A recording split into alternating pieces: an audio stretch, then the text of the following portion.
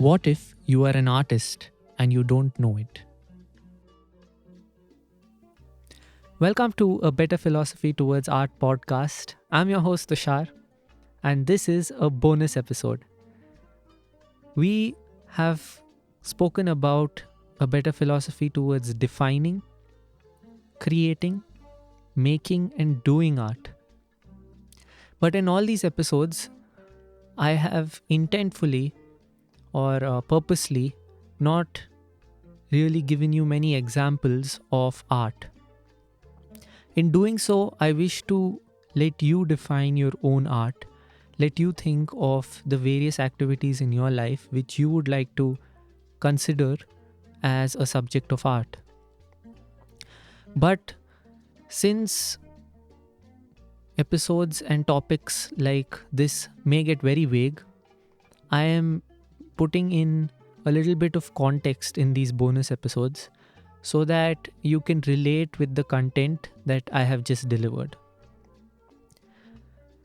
Speaking about defining art, I spoke about Marcel Duchamp and his philosophy of ready-made.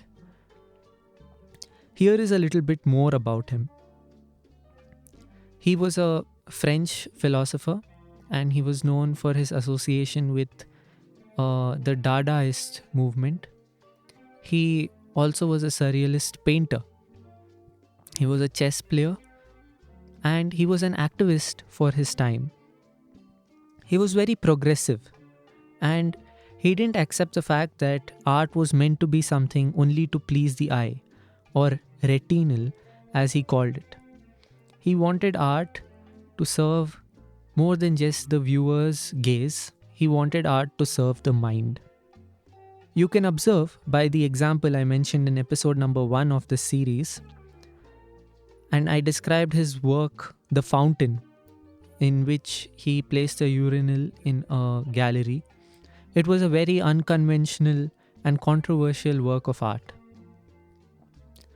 However, it perplexed and made society question what was going on. In this way, he changed the notion of what art can be defined as. It can be defined as what the artist chooses it to be, rather than what society calls it. He broke the societal notion of what art can be. And similarly, so can you. You can call art whatever you choose it to be.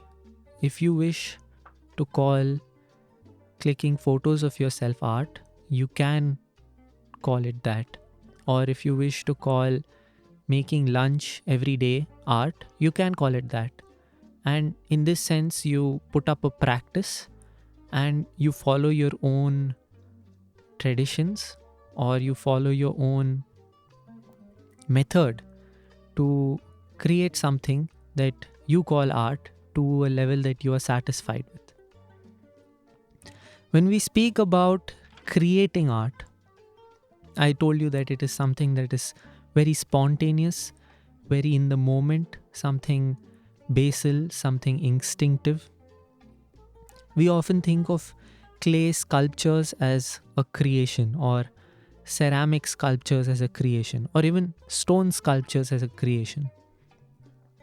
But I feel that those are more thought out and they come into the category of made work of art, because you design the sculpture from start to end and then you carve it out, or at least you visualize it to some degree or extent. You also know the techniques of stone carving unless you invent something new. So I would categorize something like carving or a sculpture into a made work of art or a done work of art. However,